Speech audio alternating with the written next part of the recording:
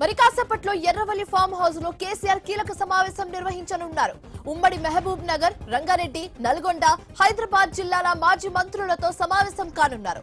ఇప్పటికే కేటీఆర్, హరీష్ రావు, తలసాని, సబితా ఇంద్రారెడ్డి సహా పలువురు నేతలు ఎర్రవల్లి ఫామ్ హౌస్ కు చేరుకున్నారు. పాలమూరు రంగారెడ్డి ప్రాజెక్టు కోసం ఉద్యమ కార్యాచరణ ఖరారు చేస్తామని ఇప్పటికే కేసీఆర్ చెప్పారు. అయితే ఈ నేపథ్యంలో సమావేశానికి ప్రాధాన్యత సంతరించుకుంది. అసెంబ్లీలో అనుసరించాల్సిన వ్యూహంపై కూడా ఆయన దిశానిర్దేశం చేయనున్నారు. ప్రజల్లోకి తీసుకువెళ్లేలా చేపట్టాల్సిన కార్యక్రమాలు, బహిరంగ సభలపై కూడా నేతలకు సూచనలు చేయబోతున్నారు కేసీఆర్.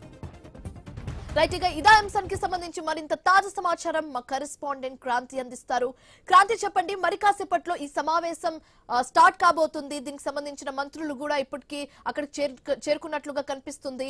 అయితే ఏ అంశాలకు సంబంధించి ఇంపార్టెంట్, అంటే ఏ అంశాలకు సంబంధించి ఎక్కువగా మాట్లాడే అవకాశం కనిపిస్తుంది? గులాబీ బాస్ కేసీఆర్ ఇప్పటికే కృష్ణా జలాలపై బయటకు వచ్చి తన వాదన వినిపించారు. దీంట్లో ప్రభుత్వం కృష్ణా జలాలు సాధించడంలో తెలంగాణకి న్యాయంగా రావాల్సిన వాటాన్ని సాధించడంలో నిర్లక్ష్యంగా వ్యవహరిస్తుందని చెప్పి ఆయన ప్రధానంగా ఆరోపణలు చేస్తున్నారు.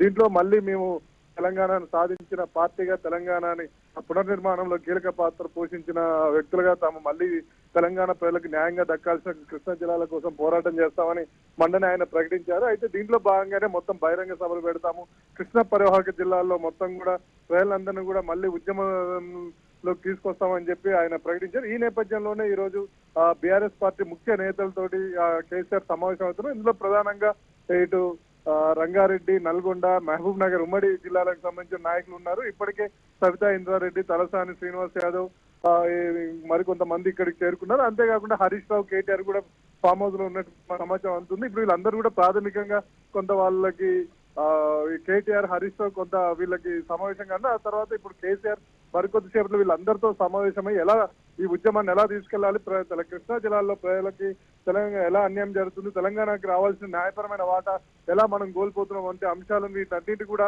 ప్రజల్లోకి తీసుకెళ్లే అంశాల మీద ప్రధానంగా చర్చించున్నారు. దీంతో పాటు కేసీఆర్ ఎక్కడెక్కడ సమావేశాలు నిర్వహించాలి, బహిరంగ సమావేశాలు ఎక్కడ నిర్వహించాలి వంటి అంశాలను చర్చించే అవకాశం ఉంది. దీంతో పాటు మరికొన్ని సమకాలీన రాజకీయ అంశాల మీద కూడా చర్చించే అవకాశం కనిపిస్తుంది. Shivani, right, thanks for the updates Kranti.